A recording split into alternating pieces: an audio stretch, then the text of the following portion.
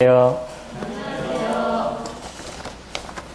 코로나가 상대원으로까지 내려와서 저희 집 앞에 보면 수란냉면이라고 있거든요. 그쪽을 다녀갔다 그러더라고요. 그리고 또 황제 한의원인가 이렇게 다녀갔어서 집에 전화가 왔어요. 그래서 아빠 큰일 났어요. 황제 그 한의원에 그 사람이 그 확진자가 다녀갔대요. 그래서 할머니 거기 다니시지 않나요? 네, 황제가 아니라 어머님이 형제를 다니셨나? 뭐 좀 다르더라고요. 그래서, 저희들이 주님을 섬기는데 여러 가지 많은 어려움들이 지금 발생하고 있습니다. 네, 그런 가운데서도 저희가 예배를 함께 이렇게 드리고 이러한 시간들을 갖는 건 세상 사람들의 입장에서는 그것이 뭐 그렇게 중요해 라고 얘기하지만 사실은 저희들이 먹고 사는 것보다 더 중요한 일들이기 때문에 때로는 그들이 이해하지 못한다 할지라도 저희는 이해를 위해서 마음을 같이 쓰고 있는 거죠. 이게 저희의 그 영적인 부분들을 잡아주는 부분들이 될 것이고요. 이것이 왜 이렇게 소중하고 중요한지에 대한 부분에 있어서 더 많이 고민하는 시간이 저희가 되는 것 같습니다. 때로는 회사에서도 그런 이야기들을 들으실 때가 있으시죠. 교회를 다니시면 그래서 확진이 생기면 당신 뭐 여기서 나가야 됩니다. 아니면 책임을 져야 됩니다. 뭐 이런 얘기를 회사에서도 할 때가 있는데 그런 얘기를 저희가 들으면서도 그건 제가 책임지겠습니다 라고 얘기하시면서도 예배에 같이 드리는 시간들을 가지시는 게 이게 우리가 무엇이 중요하고 또 무엇이 우리에게 있어서 가장 소중한지를 생각하기 때문이라고 생각합니다. 저희 아이도 수란냉면에 가게 됐었는데 그 이유가 친구가 휴가를 나와서 별 수 없이 이제 식사를 같이 했어요. 근데 그 확진자가 다녀가기 1시간 전에 갔었더라고요. 주님의 은혜다라는 생각이 들었고요. 만약에 그 시간이 겹쳤으면 이제 저도 뭐 계속 고민이 되는 거죠. 그러니까 제가 뭐 확진이 되고 안 되고를 떠나서 이제 예배의 모든 부분들이 다 어려워져 버리잖아요. 그러니까 고민이 많이 됐는데 주님의 은혜를 베푸셨다라는 생각을 갖게 됐습니다. 저희 오늘 데살로니가 후서 세 번째 마지막 살펴보도록 하겠습니다. 오늘로써 전서와 후서를 마지막으로 저희가 마치게 되는데 이 마지막에 대한 메시지가 상당히 강력한 메시지예요. 그래서 이런 메시지를 같이 나누는 데 있어서는 마음에 또 적지 않은 부담도 없지 않아 있습니다. 그러나 저희가 꼭 같이 이를 교제해야 되는 부분이고요. 사실 성경을 보시면서 부정적인 얘기가 더 많을 것 같아요. 긍정적인 얘기가 더 많을 것 같아요. 교회를 나오는 게 대부분 은혜를 얻기 위해서 나온다라고 얘기하죠. 근데 저희가 주님의 은혜를 알고 났었을 때 그때부터 보여지는 건 뭐냐면 하라는 얘기보다 뭐가 더 많아요? 하지 말라는 얘기가 더 많죠. 왜 그럴까요? 그만큼 우리가 갖고 있는 인간이 갖고 있는 죄성에 대한 부분은 해야 될 일들보다는 하지 말아야 될 일들을 더 많이 하기 때문인 거죠. 하지 않는 사람한테 굳이 그거 하지 마 이럴 얘기할 필요 없잖아요. 근데 인간이 갖고 있는 모습 자체가 하지 말아야 될 일들을 많이 이루다 보니까 성경에는 의외로 부정적인 얘기가 상당히 많이 들어있고요. 그 부정적인 거는 결국 저희가 하지 말아야 될 그런 행동에 대한 부분들인 거죠. 오늘은 조금 더 강력하게 그와 같은 이야기를 하시고 계십니다.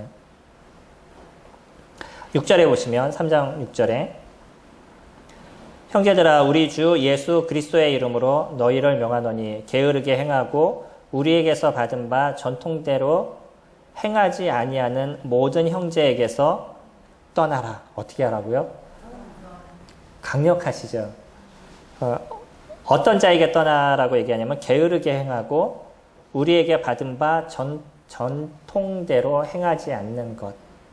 그런 사람에게서 떠나라라고 할 정도로 강력한 메시지입니다. 어느 정도인지 생각하시게 되죠. 저희 14절 보시면요.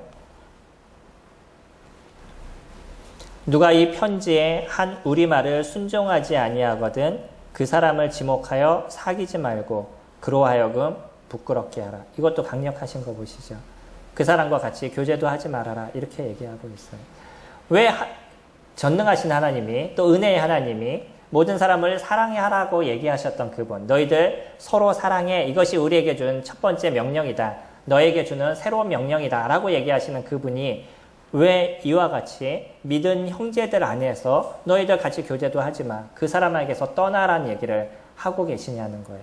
우리가 이것을 잘못 받아들이게 되면 여러 가지 고민을 하게 되고 또 잘못된 생각을 하게 되지만 이거는 결국 뭐냐면 우리 그리스도인들의 삶이 얼만큼 정결해야 되는지 또 교회 안에서의 문제가 얼마만큼 정결해야 되는지에 대한 것을 이야기하고 계시는 거죠. 그러니까 우리는 이런 메시지에 대해서 관심을 더 많이 가지셔야 되는 겁니다. 점점 교회가 어려워지는 문제 속의 하나는 죄를 죄로 인정하지 않는 그러한 그 시대를 저희가 살아가고 있기 때문이에요. 그러니까 잘못된 것이 교회 안에 들어오고 성도들의 삶이 그 잘못된 것에 빠져있는 인생을 살아도 그것에 대해서 얘기할 수 있는 그런 환경이 되어져 가지 않는다는 거예요. 그래? 뭐 나에게 대해서 그렇게 어렵게 얘기해? 그러면 교회가 뭐 여기뿐이야? 뭐 딴 데로 가면 되지? 뭐 이런 생각을 너무 쉽게 가지는 거죠. 뭐 떠나는 건 상관이 없습니다. 그래서 떠나는 건 상관이 없어요. 그러나 그분이 갖고 있는 그런 영성이 과연 믿음의 생활을 할 수 있는 상태냐는 건 우리가 고민해야 되는 거죠. 왜 주님은 이와 같은 얘기를 저희들에게 해주고 있고 교회는 그것을 또 이행해 나가는 문제를 해야 되느냐는 거예요. 그만큼 최소 잘못된 것을 얘기했었을 때 아 그러군요. 제가 잘못했군요. 라고 인정할 수 있는 마음이 되는 부분만 돼도 그분이 하나님 안에서 온전한 심령을 갖고 있다라는 것을 저희들이 보게 된다는 거예요. 그러니까 우리 안에 성령이 계신다 그러면 우리 안에 성령은 그런 얘기를 하게 됐었을 때 고개를 숙이게 되고 자기의 잘못을 고백하게 되고 그 죄에서부터 돌이키고자 하는 마음을 갖게 되는 것. 이것이 우리 안에 성령께서 우리를 인도하시고 이끄시는 부분이죠. 우리는 물론 싫은 소리를 듣기 싫어합니다. 조금 잘못된, 너무 잘못했어 라는 얘기만 들으면 내가 잘못하고 안 하고를 떠나서 무엇부터 나타나냐면 감정이 상하는 것부터 나타나죠. 그러니까 화부터 드러나는 거예요. 이것이 인간이 갖고 있는 모습이지만 조용히 다시 한번 하나님 앞에 앉아서 자신의 모습을 살펴보고 자신의 상황을 살펴봤었을 때 아 주님 그렇습니다. 제가 이런 잘못이 있었습니다. 제가 이런 실수가 있었습니다. 제가 이런 부분을 해결하고 교회에 그것에 대해서 말을 하고 근신하는 시간들을 갖겠습니다. 라는 고백을 할 수 있는 것이 우리 안에 있는 성령께서 그것을 말씀하시는 것이고 우리 성령께서 그것을 이끌어 가시는 거죠. 이게 성령이 있는 사람과 없는 사람의 아주 큰 차이가 될 것입니다. 그래서 우리는 실수할 수가 있어요. 누구든지 잘못된 모습 속에 빠질 수가 있고 내가 그런 잘못된 모습 속에 빠져 있다는 것을 내 스스로 생각하지 못할 때가 있습니다. 그것에 대해서 오늘은 살펴보자는 거예요. 그리고 만약에 나의 모습이 그런 모습 속에 있다 그러면 꼭 여기서 얘기하는 내가 성도들 안에서 떠나야 되는 이런 상황이 아니라 할지라도 우리들 스스로가 여기의 모습에서 무엇인가 잘못된 것이 있다 그러면 그것에서 우리를 변화시키고 바꿔가는 그런 모습이 되어야 되겠죠. 오늘은 교회가 경계해야 될 유형들에 대해서 살펴볼 것입니다. 여기에선 한 3가지를 저희들에게 이야기를 해주고 계셔요. 먼저 6절 저희가 살펴봤던 것처럼 그쵸 게으르게 행하는 것. 성경은 의외로 게으름에 대해서 많은 이야기를 하고 있고요. 그리고 이 게으름에 대한 부분을 이야기할 때 어떤 분은 좀 부정적으로 이야기합니다. 뭐라고 얘기하냐면 옛날에 있었던 많은 사람들이 게으름에 대한 걸 꼭 죄라고 얘기하지 않았다. 근데 요즘 시대의 사람들은 게으름을 죄라고 얘기한다. 성경도 지금 게으름을 뭐라고 얘기하고 있어요? 죄라고 얘기하고 있죠. 그러니까 성경에 대한 부분도 잘못 얘기해서 그분은 뭐라고 얘기하냐면 하나님도 6일 일하고 하루 쉬라고 얘기했다. 하나님도 그렇게 얘기하지 않았는데 자꾸 사람들이 게으름을 죄라고 이야기를 한다. 물론 게으름이라는 자체에 어떤 범위가 여러 가지가 있을 겁니다. 그렇기 때문에 그 모든 것을 죄다라고 얘기할 수 없는 거고 이 게으름을 정의하는 데 있어서도 사람들마다 게으름을 정의하는 그 정의가 다 달라요. 열심히 일하는 사람들이 있습니다. 시간을 막 쪼개서 일하는 사람이 또 이렇게 막 일을 하다가 어느 좀 남는 시간에 뭐 인터넷에 빠져서 잠깐 1시간을 보낸다든지 이렇게 시간을 딱 보내고 나면 아 나는 게으른 존재야 라고 자기 스스로를 자학하는 경우가 생기는 거죠. 남들이 봤었을 때 진짜 열심히 살아가는 사람인데 자기 스스로는 이것이 게으름이 되고 있다라고 느낀다는 거예요. 그렇기 때문에 게으름이라는 것은 사실 사람들마다 그 정의의 모습은 조금 다를 수가 있어요. 그래서 성경에서 얘기하는 게으름, 그런 게으름을 우리가 생각해 볼 필요가 있는 거고요. 성경에서 얘기하는 그 게으름이라는 건 결국 우리가 갖고 있는 영적인 게으름인 거죠. 주님 안에서 우리가 어떤 것을 이뤄가야 되는 시간들, 일주일의 시간 속에서 주님 안에서 이뤄가야 될 그런 기본적인 것이 있는데 그런 일들에 대해서 저희가 손을 놓고 있다든지 거기에 대한 관심을 두고 있지 않는다든지. 손님들 하시는 거 있죠. 교회에서 하시는 일주일에 하시는 일들이 기본적으로 뭐가 있으셔요? 예, 날마다 성경 묵상하시고 성경 읽으시고 기도하시고 성도님들을 만나시고 교제하시고 뭐 이런 일들을 이뤄가시는 거잖아요. 근데 내가 이런 시간들을 보내지 않으면 그 시간을 딴 데 쓰게 되는 거죠. 그래서 우리들은 이런 게으름의 모습들을 가져갈 수가 있어요. 물론 데살로니가 교회에서 얘기하고 있는 게으름은 조금 한 특수한 부분들을 이야기하고 있습니다. 데살로니 교회에서는 어떤 일이 있었었냐면 주님의 오심이 가까웠다라는 데살로니가 전서에 대한 이야기, 또 그 이전에도 그와 같은 이야기들이 계속 선포되고 있었던 시점이기 때문에 주님의 오심이 가까웠는데 그럼 우리는 무엇을 할 것인가라는 고민이 그들에게 있었어요. 지금 제가 알고 있는 어떤 분도 주님의 오심이 가까웠기 때문에 우리가 지금 공부할 필요가 없다라고 아예 학교도 안 가셨던 그런 분이 있었습니다. 예전에는 그런 게 조금 강했었어요. 대학을 왜 가야 되느냐는 거죠. 주님의 오심이 가까운데 전도해야지 지금 대학 갈 필요가 없다. 뭐 이렇게 얘기했던 부분도 많이 있었습니다. 근데 이건 놓치고 있는 하나가 있는 거예요. 그건 뭐냐면 주님이 오심이 가까웠기 때문에 너희가 손을 모두 다 놓고 전도에 너의 인생을 다 써라 이렇게 얘기하지 않는다는 거죠. 물론 우리는 전도에 우리의 모든 부분을 쓰는 건 아름다울 겁니다. 근데 또 하나의 책임이 있죠. 가장은 또 무엇을 해야 돼요? 그 가정을 책임지는 것 또한 그 가정이 이 땅에서 살아가는 삶의 기본적인 삶에 대한 부분인 거죠. 주님은 그것을 분명하게 이야기하고 계십니다. 오늘 여기에서도 얘기하고 계시는 게 있죠. 저희 8절 말씀 보시면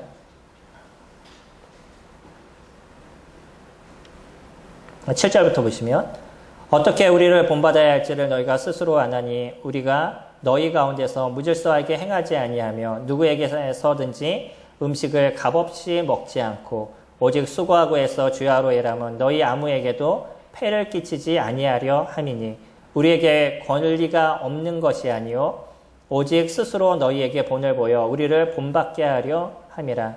우리가 너희와 함께 있을 때에도 너희에게 명하기를 누구든지 일하기 싫어하거든 먹지도 말라 하였더니 우리가 들은즉 너희 가운데 게으르게 하여 도무지 일하지 아니하고 일을 만들기만 하는 자들이 있다 하니 여기도 게으름에 대한 얘기를 하죠. 주님이 오실 때가 가깝기 때문에 우리는 지금 일을 할 필요가 없다. 그러니까 우리는 일을 하지 말고 지금 복음을 위해서 써야 된다라고 얘기하는 사람이에요. 그럼 그 사람이 진짜 복음을 위해서 그의 인생을 다 쓸 수 있으면 좋았을까요? 안 좋았을까요? 좋았을 겁니다. 바울도 그의 인생을 복음을 위해서 다 썼어요. 하지만 무엇에 대해서는 짐을 지우지 않아요. 성도들에게 자기의 어떤 삶을 책임지라고 얘기하지 않아요.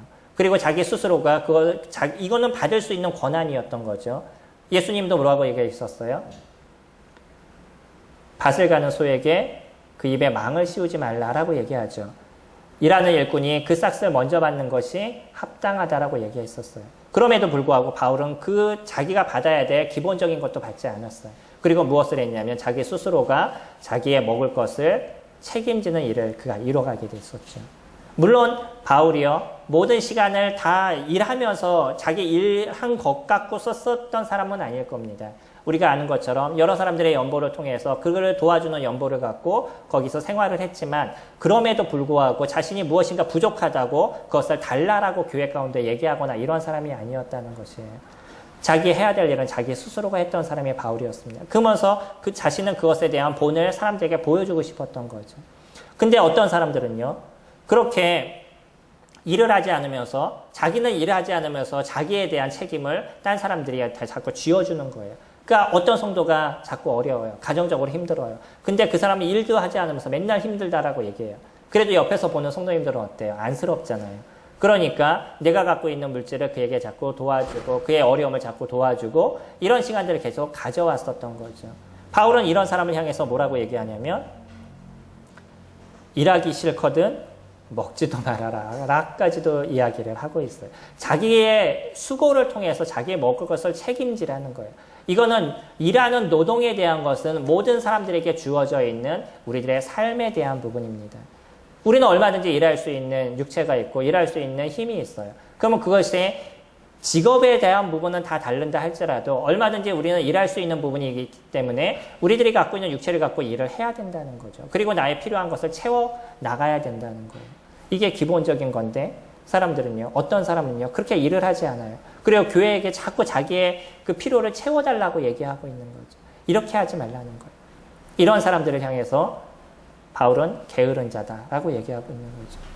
세상에 많은 사람들 중에 이 게으름에 대한 고민을 끊임없이 하는 사람들이 있어요. 어떤 사람은 자기가 결혼했었을 때 그때 설거지하는 법도 몰랐다라고 얘기하는 분이 있죠.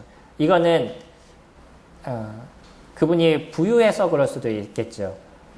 집에서 다 해주니까. 그러니까 설거지를 해줄 만한 그런 분들이 집에 있으니까 부모님이 아니라 돈을 주고 쓰시는 분들. 그러니까 그럴 수도 있을 겁니다. 근데 이분은 그 정도의 사람은 아니었었어요. 근데 그만큼 뭐였냐면 자기 스스로가 게을렀다는 거죠. 그렇기 때문에 이분이 나중에 자기의 문제를 알고 나서는 그분 스스로가 쓴 책이 있는데 책 이름이 게으른 사람이 쓴 게으름 탈출법이라는 책이에요.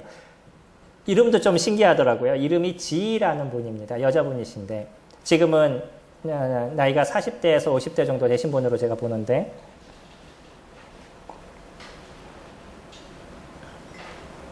자기의 모습이 그랬대요. 그러면서 자기가 진짜 게으른 사람인데 여기에서 이제 탈출해야 된다라는 것을 생각하게 되니까 자기의 문제에서 이렇게 벗어나는 시간들을 그가 갖게 됐죠. 그 사람에게 물어봤습니다. 그러면 게으름에 대한 어떤 정의가 무엇일까요? 당신이 생각하는 게으름의 정의가 무엇입니까? 라고 얘기했더니 이분이 했던 얘기가 끝없이 일을 미루는 것, 그리고 일을 대충 해치우는 것, 그리고 어떤 일에 대해서 신용만 내는 것들, 그리고 자신과의 약속을 쉽게 어기는 이런 패턴이 계속적으로 만들어지는 이런 사람이 게으른 사람이다라고 얘기해요. 우리 충분히 공감이 되죠.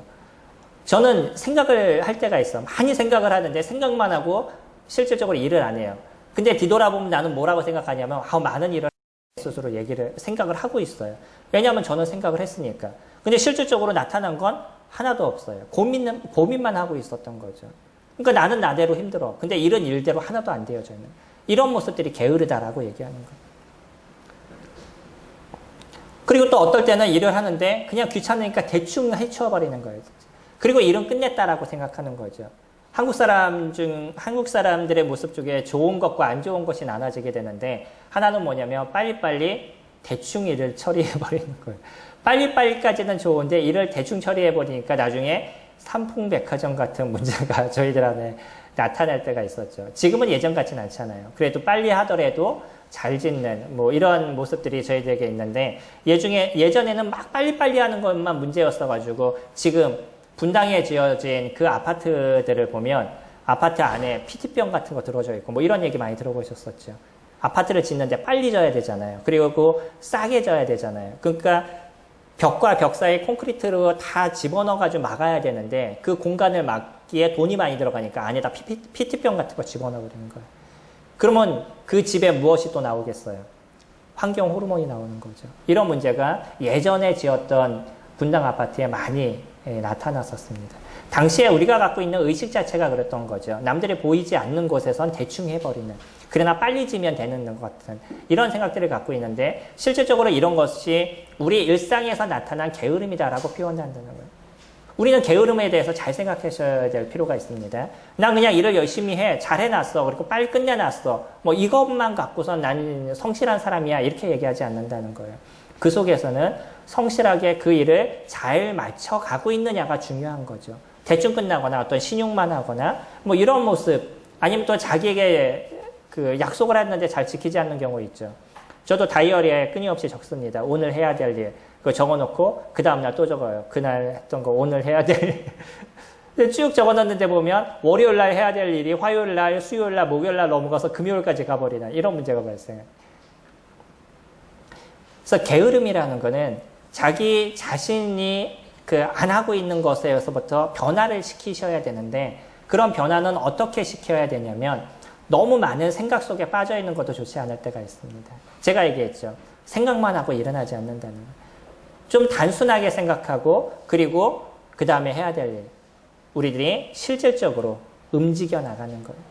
그걸 어떻게 할까, 어떻게 잘 끝낼까, 어떻게, 이거를 일단 접어놓고요. 일단 그 일에 손을 대기 시작하는 거예요. 그러면 문제는 해결되기 시작해요.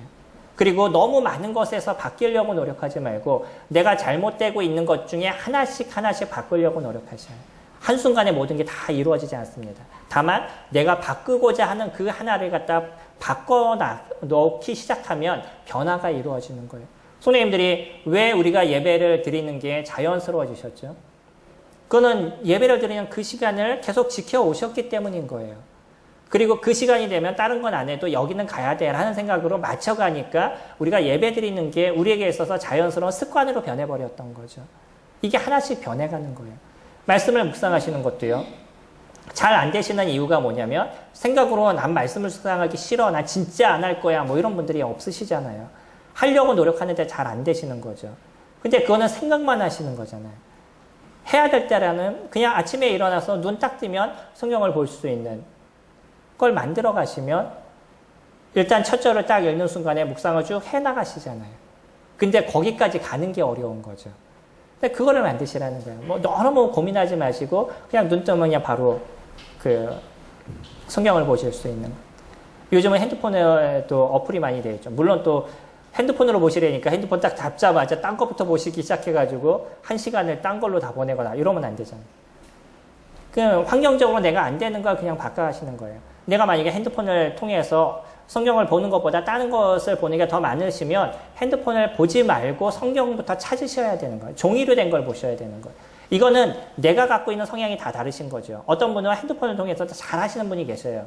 거기서 잘못된 것에 너무 빠지지 않고 진짜 좋은 것들만 골라서 하시는 분들이면 아무 상관이 없어요. 그런 분들은. 우리가 왜 예배 시간에 핸드폰 보지 마세요 라고 말씀을 드리겠어요. 보편적으로 사람들은요.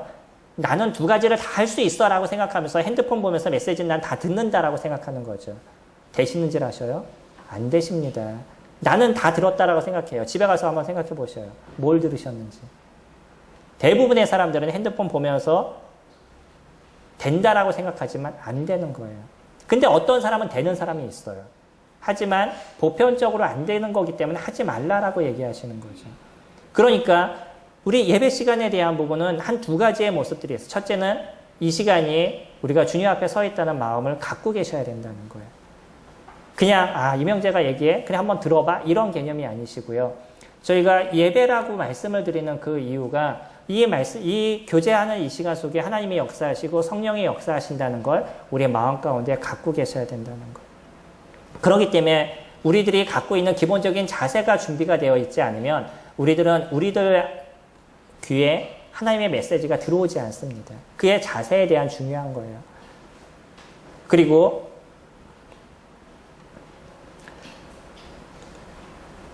우리가 이 말씀 시간을 통해서 우리의 스스로를 바꿔가는 시간들이기 때문에 성도님 스스로가 메시지를 통해서 어떻게 나를 바꿔가실까에 대해서 고민하는 시간들이 되셔야 되는 거예요. 그러니까 우리가 핸드폰을 보거나 이런 시간이 되면 어려움의 문제가 발생하게 되는 거죠. 말씀 시간은 우리에게 있어서 진짜 소중한 시간이 되셔야 되는 겁니다. 이게 바꿔가는 거잖아요. 이게 우리의 게으름에 대한 부분을 변화시켜가는 것이에요. 그리고 성경을 통독하시는 것이 우리가 해보니까 가능하잖아요. 작년에 해보셨더니요. 여러 사람과 함께 해보니까 가능하죠. 그럼 환경을 만드시는 거예요. 내가 갖고 있는 게으름에서 탈출하기 위해서 이게 안 되면 할 수 있는 사람과 같이 묶어서 그 일을 하려고 노력하시는 거예요. 그리고 내가 이것만큼은 할 거야 라고 하나씩 잡아서 이루어가다 보면 많은 부분에서 나의 모습이 변해가고 있는 것을 느끼는 거죠. 지금 바울은요. 이 게으름에 대해서 우리가 탈출하지 않으면 나중에는 이런 사람들은요. 어떤 문제가 되냐면 끊임없이 변명하고 끊임없이 그 잘못된 것만 이야기하는 사람으로 바뀌어버리게 되는 거예요. 저희가 많은 사람하고 얘기해보지만 왜 성경 좀 읽어야지 매일 성경 봐야 돼. 그러면 제일 먼저 하는 얘기가 어떤 건지 아셔요? 거의 90%가 하는 얘기가 있습니다. 요즘 너무 바빠요. 거의 90%예요. 첫 번째 듣는 얘기가 바빠서 안 된대요. 바빠서 5분, 10분 성경 읽는 게 안 될까요? 이거 핑계입니다. 그게 결국은 무엇이 되냐면 내 안에서 나타나는 변명이 먼저가 돼버리는 거예요. 나도 모르게 그것이 나오는 거고 내 머릿속에는 어떤 생각이 있냐면 나는 해야 될 일이 많다라는 생각을 머릿속에 잡고 있으니까 이것을 해야 되기 때문에 딴 것이 안 된다라는 생각이 이미 갖고 있는 거죠. 근데 내가 해야 될 그것도 하고 있는 줄 아셔요?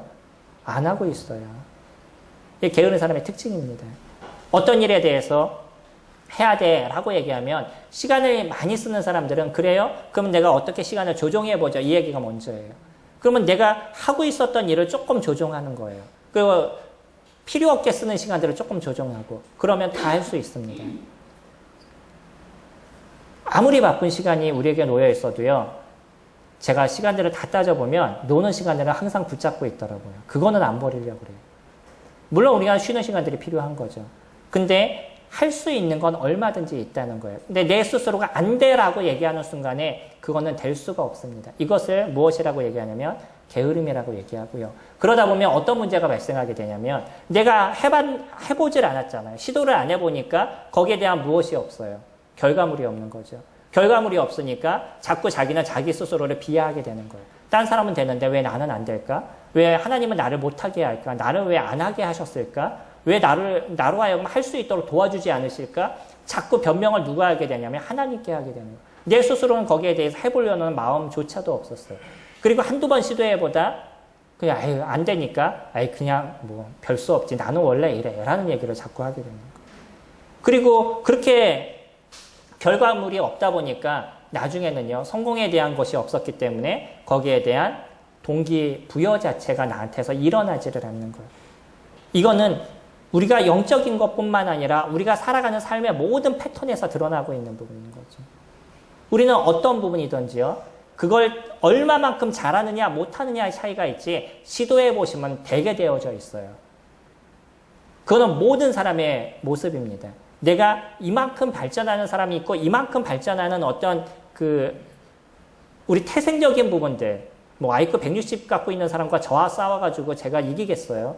이건 태생적인 거죠. 이런 부분에 대한 거는 차이가 분명하게 있지만 그러나 시도를 하느냐 안 하느냐에 대한 부분은 나아지게 되어져 있다는 거예요. 근데 우리가 시도를 안 해요. 그리고 나서 안 된다라고 얘기하는 거죠. 이거를 게으름이다라고 얘기하는 거예요. 도전해 보시기 바랍니다. 우리는 영적인 면에 있어서 변하셔야 돼요. 바꾸셔야 돼요. 이 게으름의 그 패턴이 내 삶에 딱 붙어져 있는 순간에 나는 많은 부분에 있어서 실패자로 자꾸 남게 되는 거예요. 영적인 것도 마찬가지고 세상에서도 마찬가지고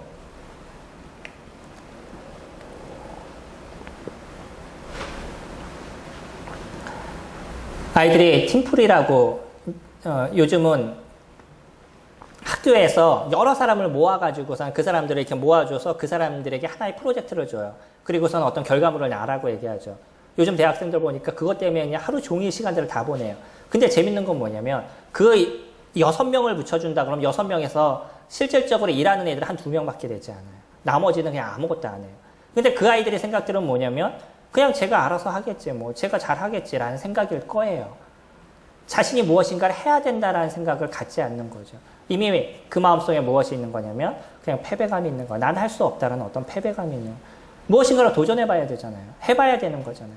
그렇게 되면 자기가 그만큼 발전하는 거죠. 어떤 분이 그런 얘기를 했었어요. 그러면서 어떤 아이가 힘들어해요. 자기 혼자 하니까 너무 힘들어해요. 라고 얘기하니까 그분이 했던 얘기는 뭐냐면 그래요. 그런 문제가 분명히 있어요. 근데 걔는 나중에 되면 잘할 거예요. 라고 얘기해요.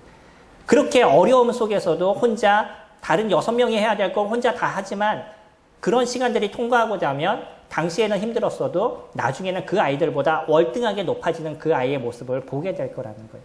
그러니까 때로는 그런 어려움을 내가 쌓고 있어도요. 그것을 끝까지 해나가는 아이들은 그만큼 변화하고 발전하는 모습들이 되어져 간다는 거죠. 이게 게으름에 대해서 우리가 탈출하는 모습인 겁니다. 영적인 게으름에서 탈출하셔야 돼요. 이거를 사도 바울은 뭐라고까지 얘기하냐면 그런 사람에게서 너희가 떠나라. 이런 사람들을 사귀지 말라라고 얘기해요. 왜 그럴까요? 잘못된 거는요. 전이가 쉽게 되어 있어요. 부정적인 얘기를 내 근처에서 하는 사람 한 사람이 있으면 6명이 모여 있는데 그 사람들이 다 부정적으로 변해버리는 거예요. 신기하죠? 잘하는 사람이 하나가 있고 못하는 사람이 6명이 있어요. 그러면 6명이 나머지 못하는 사람이 잘하는 사람으로 변해야 되잖아요. 근데 안 그래요.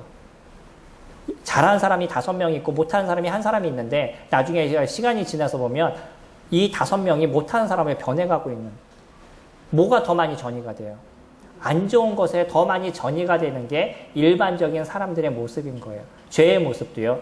왜 이런 강력한 얘기를 사도 바울이 해주고 있냐면, 그런 잘못된 사람이 교회 가운데 있으면 그 사람을 통해서 여러 사람들이 전이를 받게 되는 거예요. 보세요. 한 사람이 예배 시간 내내 핸드폰을 보고 계시면 그걸 아무 소리 안 하고 냅뒀었을 때 한두 달 지나면 어떻게 되시는지 아셔요? 2-3명에서 3-4명으로 늘어나요. 교회에서 핸드폰을 보고 계시는 분들이. 안 그러신 것 같죠? 그렇게 나타납니다. 저 사람도 하니까 나도 된다는 생각을 쉽게 갖고요. 나 한 번 봤다가 좀 있다 하면 2번 보고 3번 보고 이런 문제로 변해버리는 거예요. 잘못된 거는 쉽게 전이가 돼요. 근데 열심히 듣는 사람 한 분이 계셔요. 그건 다른 사람들이 쉽게 그런 모습을 보면서 나 저렇게 열심히 들어야지라고 변하면 좋은데 잘 안 된다는 거. 이게 우리들 안에 있는 죄성인 겁니다. 그러니까 우리들 안에 있는 이 죄성은 성령 그분을 통해서 변해가는 시간들을 가지셔야 된다는 거예요. 아까 얘기했던 여유로운 마음을 갖고 우리가 무엇인가를 하나씩 변해시켜라라고 얘기했던 거는 내 스스로가 한다고 하면 얼마나 힘들겠어요. 근데 누가 도우셔요?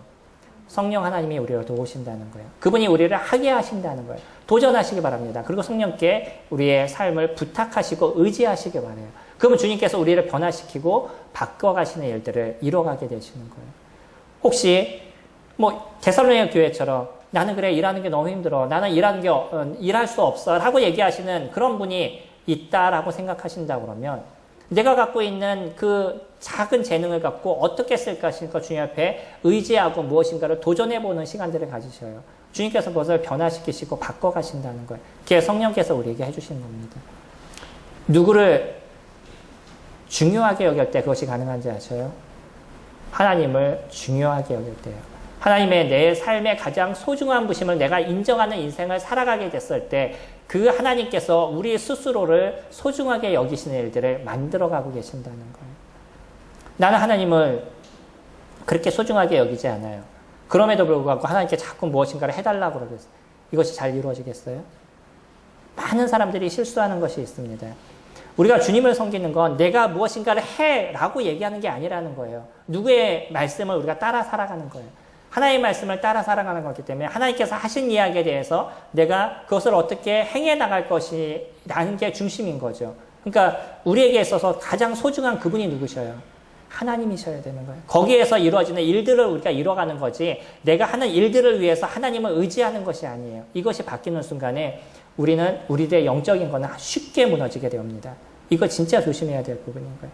많은 사람들이 일적인 모습들을 가지고 있어요. 특히 형제들이 그런 모습들이 되게 강합니다. 저도 그래요. 일적인 게 중심이라서 하나님이 빠진 일에 너무 마음에 쓰고 있는 거죠. 나중에 보면 그래서 일 중심으로 하다 보니까 이게 잘 안 되면 분이 나고 화가 나는 거예요. 그것을 하지 않는 사람들을 보면 저 사람은 왜 안 해라고 비판하게 되고 판단하게 되는 거죠.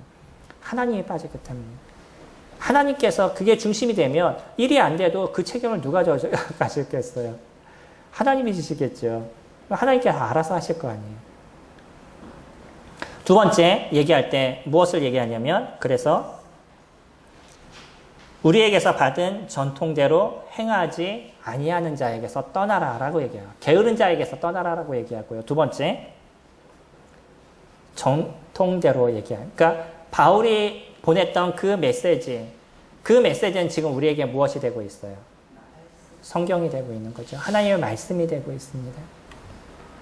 그들은 편지를 받았어요. 누구의 편지를 받았냐면 바울의 편지를 받았던 거죠. 근데 그 바울의 편지를 받은 그 사람이 생각하게 됐을 때 이건 바울의 생각이잖아. 바울이 얘기했던 거잖아. 라고 생각하는 사람이 있었던 거예요. 그게 바울과 나는 동일한 형제야. 그 사람이 생각하면 이렇게 생각할 수도 있지만 나는 이렇게 생각해. 라고 얘기했던 사람인 거죠. 근데 당시에 하나님께서 직통으로 하나님의 계시를 주시고 하나님의 말씀을 직접적으로 심어주신 그분이 누구예요? 사도들이었죠. 바울도 사도였었습니다. 그 사람 통해서 하나님의 성경을 적게 하시고 하나님의 말씀을 우리에게 주시는 역할들을 이루었던 거죠. 근데 어떤 사람들은 그러한 바울의 모습을 인정하지 않았었어요.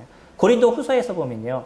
바울에 대해서 얼마나 많이 폄훼하는 사람이 그 고린도 교회 가운데 있었는지를 우리가 정확하게 볼 수 있고, 바울이 그거로 인해서 마음이 상하고 고통이 되고 아픔이 됐던 그 목회를 하면서 이루었던 아픔에 대한 걸 아주 절절하게 적은 게 고린도 후서예요. 나중에 그것을 보시면 그 의미를 저희들이 볼 수가 있어요. 바울조차도 그랬었습니다. 지금 데살로니가 교회도 마찬가지예요. 바울에게 보냈던 편지를 보고 그럼 바울은 그렇게 얘기하지만 나는 그러지 않아. 나는 이렇게 생각해 라고 얘기하는 사람들이 있었던 거죠. 이거는 우리가 살아가는 삶에도 언제나 나타나는 모습입니다. 주님은 그렇게 얘기하시지만 내 생각은 이래 라고 얘기하는 거예요. 하나님은 우리에게 말씀하시지만 나는 그냥 이렇게 생각해. 교회는 이렇게 얘기하지만 내 생각은 이게 달라 라고 얘기하는 거죠. 왜 하나님이 교회를 통해서 우리를 양육하고 계시겠어요? 왜 교회라는 곳에 우리를 묶어놓으시겠어요? 우리 각자 예배 드려도 되지 않을까요? 성도님들 각자 집에서 성찬식 놓고 우리가 지금 별 수 없이 인터넷을 통해서 이런 일을 이루기도 하지만 집에서 혼자 하실 수도 있잖아요. 근데 왜 같이 하라고 얘기하죠? 어떤 분은 함께 모여서 예배 드릴 때보다 집에서 혼자 할 때가 더 영적으로 좋아졌다라고 얘기하더라고요. 전 조금 의아한 생각이 있습니다. 그런 이야기들에 대해서. 물론 좋은 점이 있어요. 뭐냐면 예전에도 저희가 성도님들 많이 안 나오시고 저희 인턴 예배 드릴 때 있었죠. 그때는 모든 성도들이 감사를 드려야 되니까 좀 정해줬어요. 그러니까 감사를 드리는 게 자연스러워지게 되는 거죠. 뭔가 훈련할 수 있는 기회가 됐었죠. 뭐 그런 좋은 점도 없지 않아 있을 것입니다. 근데 우리는 소수보다 사람들을 더 많이 주님께서 모으시고 그것을 교회로서 만들어 가시는 거는 하나님께서 그 가운데 자정하시고 하나님의 말씀을 그 안에서 이뤄가시는 모습을 갖는 거고, 연약한 우리들이 하나에 대한 모습을 만들어가기를 원하시는 게 주님의 마음이시라는 거예요. 우리 각자가 갖고 있는 생각이 달라요. 우리가 각자가 갖고 있는 능력이 다르고 많은 부분에서 틀린 부분이 있어요. 근데 그리스도 그분을 통해서 우리가 하나의 모습을 만들어가고 이 교회가 갖고 있는 특성에 따라서 그것을 이루어가는 모습이 되기를 원하시는 게 하나님의 마음이신 거죠. 그래서 우리가 같이 모아놓기를 원하시는 거예요. 부족한 사람들이 같이 부딪히면서 거기에 죄성을 버리고 그리스도를 바라보는 모습들이 되게 하는 것이고, 내 중심적인 생각에서 그것이 하나님 중심 생각으로 바뀌어가기를 원하는 게 이 교회를 만드신 주님의 모습이신 거예요. 그러니까 그 속에는 때로는 지식적으로 너무 높은 사람이 있고, 어떤 사람은 진짜 이 세상을 좌지우지하는 그런 사람이 있다 할지라도 교회 안에서 하나님의 말씀에 순종하는 모습들을 가져가고 있는 거죠. 때로는 그 사람이 대통령이라 할지라도 교회 하나님 안에 앞에서 순종하는 모습들을 가져가게 되는 것들, 그게 이 교회를 만드신 하나님의 목적이신 거잖아요. 세상에서의 모습은 그자들이 갖고 있는 직책이 있고 그의 지위가 있다 할지라도 하나님 앞에서 이루어지는 그런 자신의 위치가 있는 것이죠. 주님은요, 그러한 교회를 통해서 우리를 변화시키시고 바꿔가시기를 원했던 거예요. 그렇기 때문에 여기에서는 그런 표현을 쓰고요.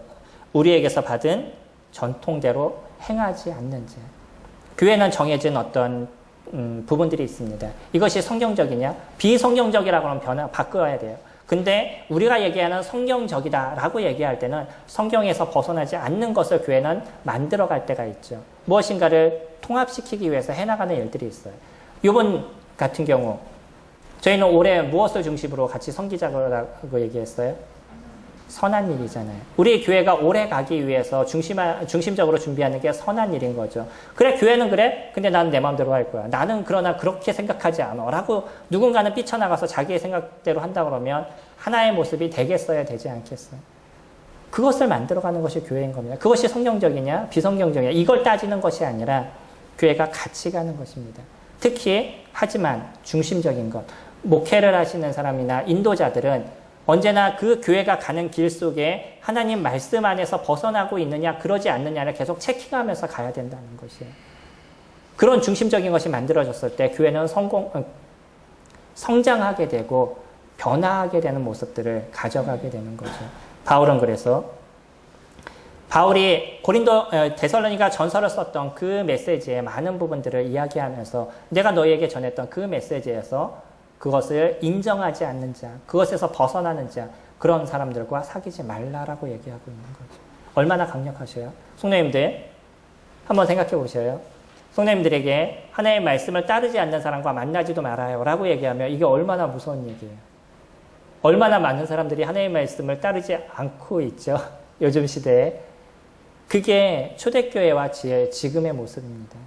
당시에는 이런 것이 잘 지켜지려고 노력했었어요. 그러니까 교회 안에는 그 교회에 있는 사람들은 언제나 무엇을 중심으로 살아가요? 하나님의 말씀을 중심으로 그들은 살아갈 수밖에 없는 거죠. 세 번째로요.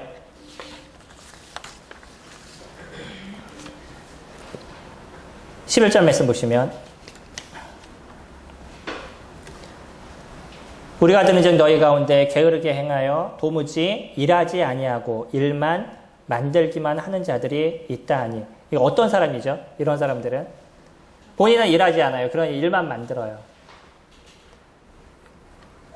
어떤 분은 그런 분이 계십니다. 뭔가 의견은 막 내요. 하고 해야 될 일에 대해서 계속 얘기를 해요. 근데 본인은 말은 해놓고 거기에서 하나도 일을 하지 않아요. 여기에서도요. 주님이 오심이 가깝습니다. 우리는 복음을 전해야 됩니다. 라고 얘기하면서 본인은 지금 복음을 전해야 하기 때문에 일을 할 수 없다는 거죠. 그리고 일을 하지 않아요. 그러면서 교회에서는 뭔가 일을 많이 하는 것처럼 이것도 얘기하고 저것도 얘기하고 막 많은 일을 해요. 실질적으로 그러나 그는 일하는 게 하나도 없어요. 근데 교회는 이런 사람들을 돌봐야 되잖아요. 그러니까 여러 가지로 돌봐야 되고 많은 분들은 밖에 나가서 일한 물질을 갖고 이분을 채워주거나 이분의 어떤 필요를 채워주거나 이분의 일을 따라가는 일들을 이뤄가거나 그러다 보니까 교회는 어떻게 되겠어요? 지치고 힘듦의 문제들이 발생하게 되는 거죠. 어떤 분은 이런 분으로 인해서 힘들어지기 시작하는 거예요. 말은 많이 하는데 무엇인가 의견은 많이 냈어요. 의견을 내고 그 의견에 대해서 해야 된다고 계속 주장을 해요. 그럼 누군가는 그 일을 해야 되잖아요. 그러니까 다른 사람들은 그 일을 이뤄가다 보면 이미 하던 일 중에 뭔가 또 가중이 되고 더 가중이 되니까 어려워져 가는 거죠. 성도님들, 우리가 할 수 있는 만큼의 일을 이루셔야 됩니다. 내가 할 수 있는 이상을 내가 붙잡고 힘들어하면서까지 그것을 붙잡고 계시면 나중에 내가 갖고 있는 영적인 부분에 어려움이 발생할 수 있어요. 저는 그래서 제가 주님이 주시는 가능한 만큼 나에게 주신다라는 생각을 하기 때문에 나에게 주어진 것에 대해서는 당연히 할 수 있다라고 생각을 제가 개인적으로 갖고 있어요. 그래서 그냥 그 일을 이루는 것이 불평을 버리려고 노력하는 마음을 제 마음속에 갖고 있습니다. 주님이 주시는 거잖아요. 그리고 주님께서 저에게 시켜주시는 일들이니까 때로는 다른 성도님들을 통해서 아니면 교회의 어떤 일들을 통해서 그것을 보여주시는 일들이면 내가 감당할 수 있는 것만 주신다라고 저는 생각하고 있는 거죠. 근데 어떤 분은요. 이게 너무나 가중에 대해서 너무나 어려워지는 거예요. 조금 지나고 나면 모든 것이 다 무너져 있는 모습들도 보게 돼요. 그렇기 때문에 우리가 감당할 수 있는 선의 일들을 이루시는 것도 중요한 부분이 될 것입니다.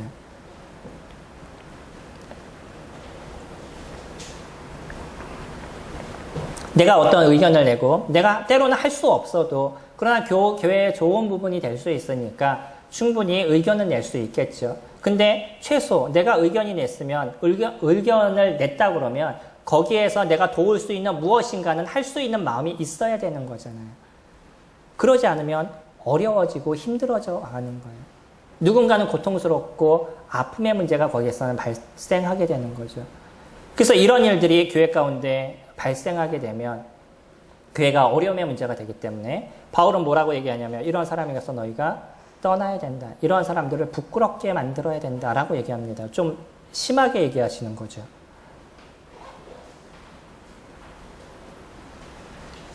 14절에 누가 이 편지에 한 우리말을 순종하지 아니하거든 그 사람을 지목하여 사귀지 말고 그로 하여금 부끄럽게 하라 라고 얘기하죠. 점점 어려워져 가는 것 중에 하나는 교회에서 잘못된 모습을 갖고 있는 분들에게 그 어떤 잘못된 것을 이야기해 주는 것이 너무 힘들어져 가는 시대가 되고 있어요. 이것이 마음이 아픈 부분이 있습니다.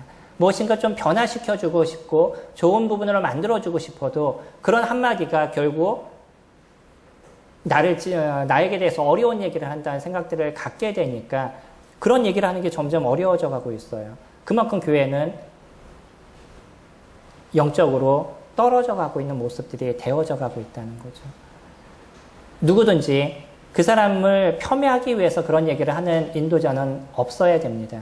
그리고 그렇게 하게 된다면 주님께서 그 사람에 대해서 분명히 치리하시는 모습들이 되셔야 될 것이에요. 최소 목회자라고 얘기한다 그러면, 나에게 주어진, 또 교회를 이끄는 인도자라고 얘기한다 그러면, 나에게 맡겨진 양들이 영적으로 성장하고 그들이 육적으로 건강하고 사회에서 기능적으로 살아갈 수 있도록 조언해 줄 수 있는 거예요. 그게 온전한 목자의 모습이라고 얘기할 수 있을 겁니다. 그런 얘기에 대해서 너무 어려워하지 않으실 수 있으면 좋을 것 같아요. 우리 스스로를 변화시키기 위해서 드리는 말씀이기 때문에 그런 부분에 대해서 힘들어지지 않으시면 나중에 여기 있는 사람처럼 진짜 교회가 징계해야 되는 문제까지 발생하지 않게 될 것입니다. 간혹 제가 단에서도 그런 말씀 드릴 때가 있잖아요. 요즘 시대에서는 술을 너무 단순하게 여기고 그래서 술 한두 잔 먹는 것이 큰 문제가 되지 않는 것처럼 생각하는 그런 문화를 점점 만들어가고 있어요. 이러다 보니까 교회 안에서도 그냥 술을 드시는 게 자연스러워져 버리는 부분들이 발생하고 있는 거예요. 근데 이거는 조심해야 되는 거는 나도 모르게 내 스스로가 술에 임박이는 모습들이 되어져 간다는 거예요. 그럼 하지 마셔야 되는 거죠. 근데 그런 이야기에 대해서 우리가 관심을 두지 않으면 어느 순간 나는 술에 빠져있는 인생을 살아가실 수도 있는 거예요. 그러면 그런 모습이 됐었을 때 교회는 정확하게 얘기하잖아요. 술 취한 자들에게 대해서 분명히 교회는 징계가 있어야 되는 거죠. 그런 데까지 우리가 나아가서는 안 되는 거잖아요. 그러니까 그 전에 어떤 권면을 드리고 말씀을 드리게 됐었을 때 그런 부분을 고민하시고 생각하셔야 되는 거죠. 여기서 얘기하는 것처럼 부끄럽게 여겨라라는 거, 그 사람을 민망하게 만들고 진짜 힘들게 만들고 이렇게 얘기하라는 이야기는 아니에요. 그 스스로가 하나님 앞에서 부끄러움을 느끼게 하라는 거죠. 사람들 앞에서 민망을 줘라 그런 것이 아닌 겁니다. 하나님 앞에서 그 스스로가 부끄러움을 느끼라는 거예요. 그리고 자기의 죄를 주님 앞에 고백할 수 있는 부분들이 되게 하라라고 얘기하는 거죠. 그래서 13절에 이와 같은 얘기를 하십니다. 형제들아 너희는 선을 행하다가 낙심하지 말아라. 이러한 때로는 어려움이 있는 사람들을 돕고 어려움이 있는 사람들에게 함께 또 그들을 도와주는 일들을 이루다가 마음에 상처를 받고 힘들어하는 사람들이 교회는 발생하게 되는 거죠. 근데 이런 가운데서도 돕는 사람들은 선을 행하다 낙심하지 말라는 거예요. 거기에 대한 보상을 주님께서 해 주실 것입니다. 우리가 읽고 있는 갈라디아에서 뭐라고 얘기하죠? 때가 이름에 이르리라 라고 얘기하시죠. 우리가 선을 행하고 낙심하지 아니하면 주님께서 어떤 시간이 되시면 그것을 이루시는 부분들이 이루어져 나가실 겁니다. 우리가 이루는 많은 부분들이 있을 것이에요. 선을 이루는 많은 부분들이 있어서 우리 스스로가 그것을 이루다가 지치고 더 이상 안 돼라고 생각하는 마음에 생각이 들 때가 있는데 그 이상을 넘어가시면 하나님께서 그것을 이루시는 그런 시점이 분명히 있을 겁니다. 이런 모든 일들에 대해서 우리가 낙심하지 않는 것, 또 그렇게 어려운 분들을 같이 돕고 함께 갈 수 있는 것, 그건 무엇만이 가능하겠어요? 기도만이 가능한 겁니다. 우리 1절부터 보시면 끝으로 형제들아 너희는 우리를 위하여 기도하기를 주의 말씀이 너희 가운데서와 같이 퍼져나가 영광스럽게 되고 또한 우리를 부당하고 악한 사람에게서 건지옵소서 하라. 믿음은 모든 사람의 것이 아니니라. 주는 미쁘사 너희를 굳건하게 하시고 악한 자에게서 지키시리라. 바울 스스로도요. 이 성도들의 기도가 없이 복음을 전하는 데 있어서 어렵다라고 얘기하고 있는 거죠. 그가 복음을 전할 때마다 많은 대적자들이 있었어요. 이런 대적자들은 항상 일어날 수 있다는 거예요. 왜요? 믿음은 모든 사람의 것이 아니기 때문에 그렇습니다. 우리가 때로는 예배를 드리는 것에 있어서 많은 사람들이 어려움을 느낄 수 있지만 그 사람들의 마음을 우리가 다 만져줄 수가 없는 거예요. 왜 그러죠? 믿음은 모든 사람의 것이 아니기 때문입니다. 그들은 이 믿음이 무엇인지 모르기 때문에 그것을 이해할 수 없기 때문에 우리가 하고 있는 이런 형태에 대해서 그들은 때로는 자기네 생각을 갖고서는 폄훼하거나 욕을 하거나 이런 문제가 발생할 수도 있다는 거죠. 그런 대적자들은 언제든지 있을 수 있습니다. 이게 믿음이 모든 사람의 것이 아니기 때문인 거예요. 이것에 대해서 놀라움이 있지 않으시나요? 우리를 깨닫게 하시고 우리 안에 예수 그리스도의 그 놀라운 은혜를 주시고요. 성령 그분의 이끄심이 우리 안에 있다는 게 어떤 큰 은혜인지를 느끼시나요? 모든 사람의 것이 아닙니다. 이거는 아무에게나 주어지는 것이 아니라는 거예요. 이것을 이루는 것은 바울이 그들을 향해서 기도의 요청을 이뤘던 것처럼 기도만이 가능한 거죠. 또 바울도 얘기하죠. 4절부터 너희에 대하여는 우리가 명한 것을 너희가 행하고 또 행할 줄을 우리가 주 안에서 확신하노니 주께서 너희 마음을 인도하여 하나님의 사랑과 그리스도의 인내에 들어가게 하시기를 원하노라. 바울 또한 그들을 위해서 기도하고 있죠.